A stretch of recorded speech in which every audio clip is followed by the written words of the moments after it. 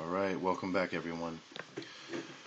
Video 6 of in-depth look, Sons of God, Aliens, Fallen Angels, and we got into that Kundalini thing, and I hope that everyone really realizes the significance of that. There's more to that I want to go into, but I'm going to take the time with this video to kind of talk about, I said what that fire, that smoke, and that brimstone was concerning their doctrine, which issued forth from their mouths, and that it wasn't going to be a literal slaying of a third of the men in a physical way. It was going to be a slaying of the men through the words of their mouth. Now, remember that God said, "Let there be light," and there was.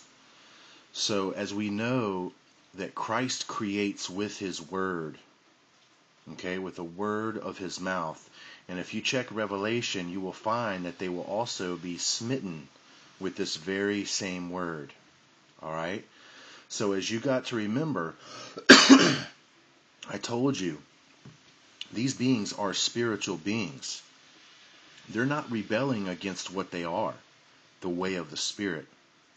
No, they're only rebelling against the over-control of the Father through his emissaries, the Ancient of Days, the Most Highs, and of course Jesus Christ, one of the Trinity, the Father, the Son, and the Holy Ghost.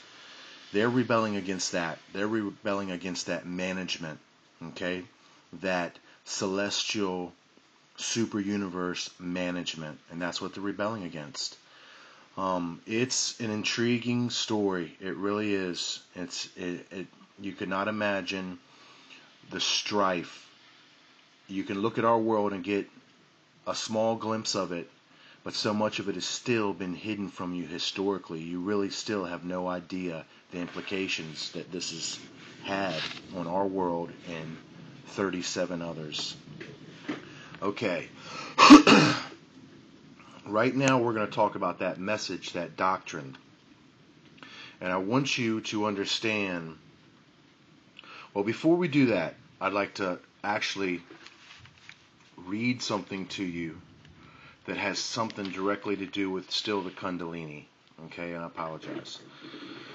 I translated this crop circle that is on my favorites page at the very bottom. Check it out. And then look in the comments and you will see my translation.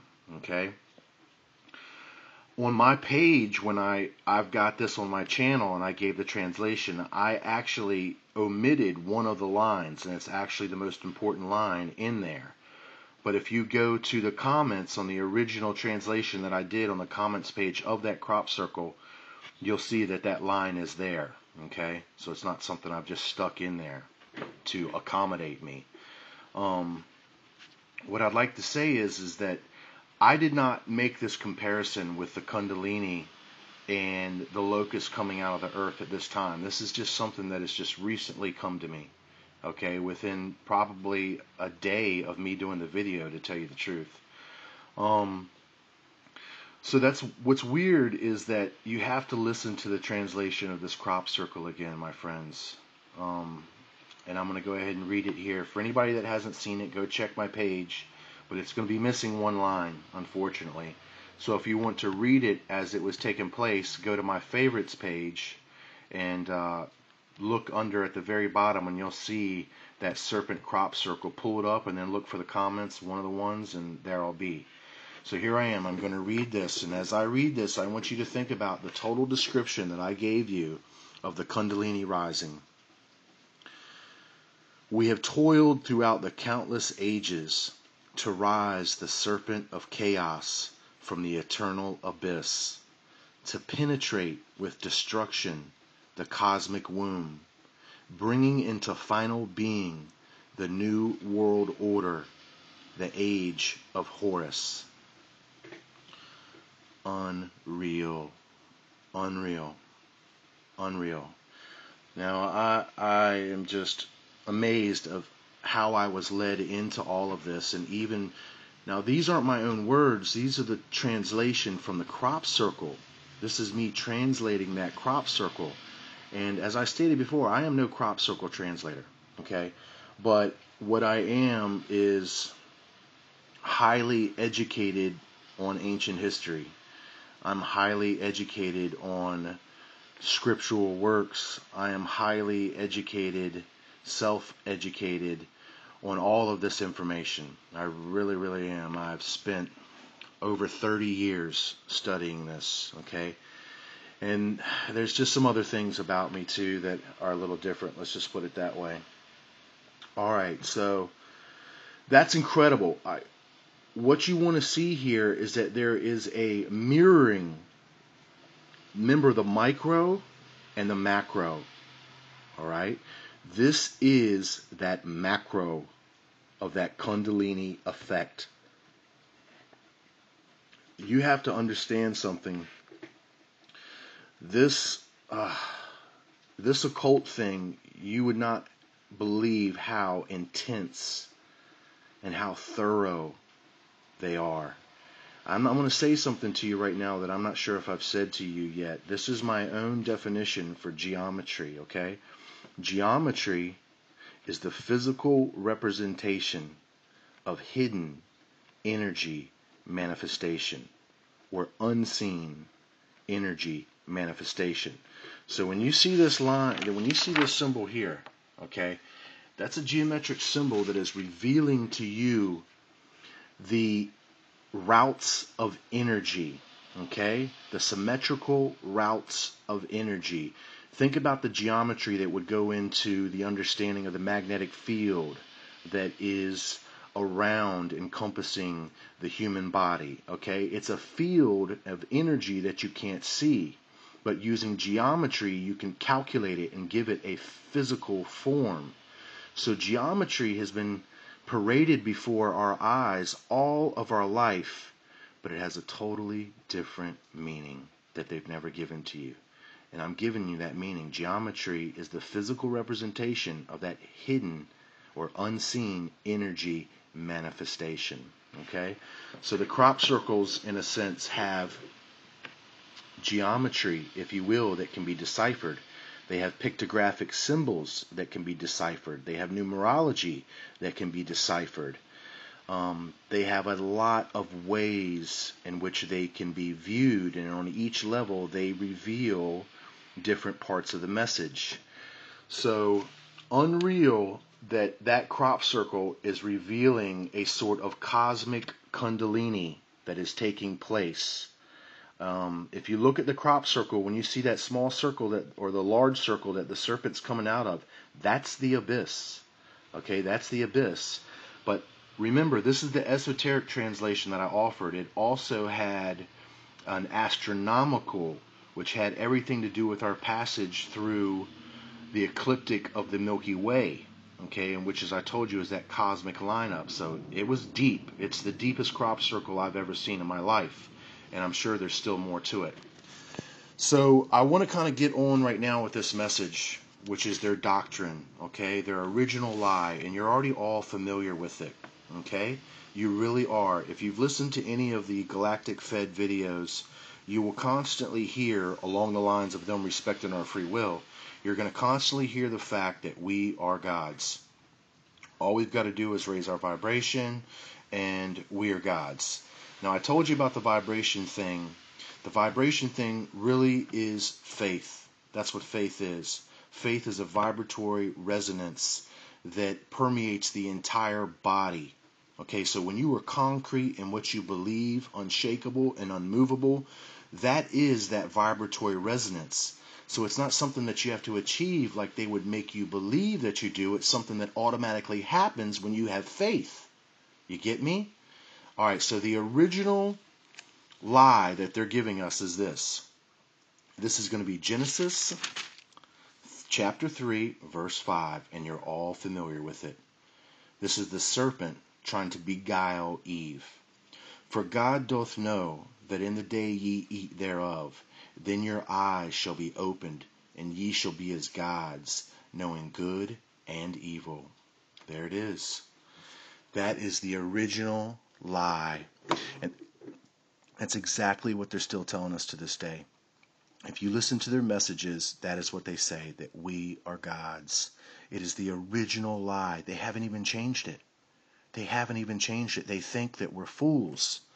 Now, I want to run something by you for anybody that might not be familiar with this.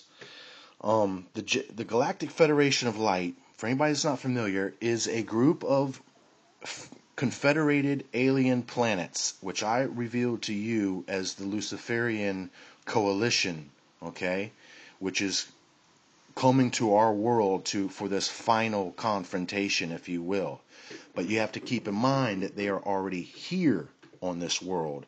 But there will be visitations from these other planets, okay? So for anybody that's thinking that the beings that are flying around here are all angels because those beings are captive in the inner earth, I'm sorry to inform you, you're mistaken, okay? Because these beings that are flying around here, they are not what you think they are, okay? Remember, you don't see the angels of the Lord, okay? You don't have that perception of sight. They just don't expose themselves to like magic like these other guys do. They don't need to do that. It's a whole different thing here. They're expecting you to grasp everything from faith. So the GFL has these two leaders, okay, and they call themselves Ashtar and Villon. Do you hear that? Does anybody hear that? Ashtar? Let's think Ashtoroth from the Old Testament. All right, I'm going to read 1 Samuel chapter 7, 3 through 4.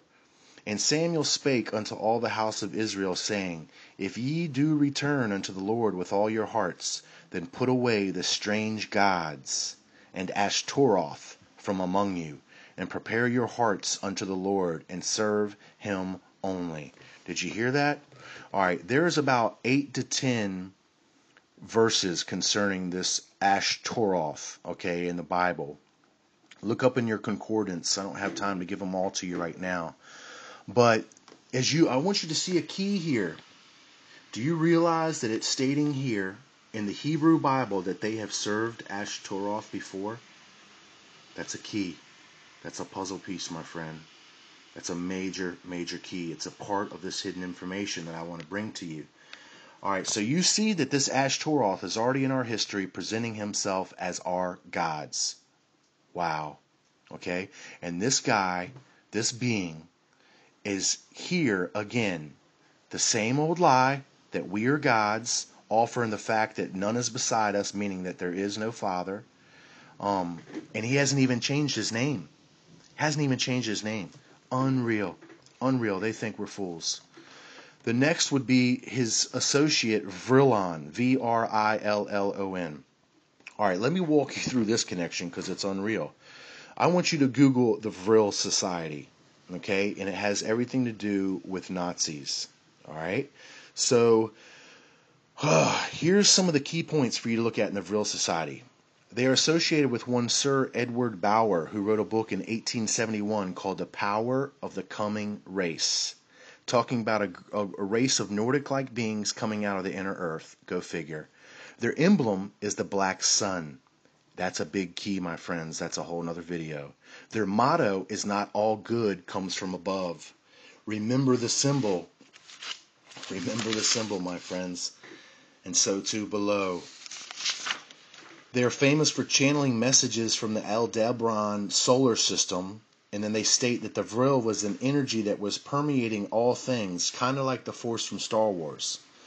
I want you to go to my favorites page and look up V for Vrillon. It's a video that will blow your mind if you have not seen it. Go to my favorites page. And then I just wanted to say before we close here that if this is the passage of the dwarf star and it comes by every 3,600 years and they're here to help us, where were they the last 3,600 years ago? Huh? Where were they? Where were they? Okay? So why this time? Why this time, my friends? And I told you in that video where I showed you that chart, that star chart, that we're coming right on back and we're at the galactic center. We've come back home. That's right. The Father's hand is about to be spread forth upon them. Thank you, my friend.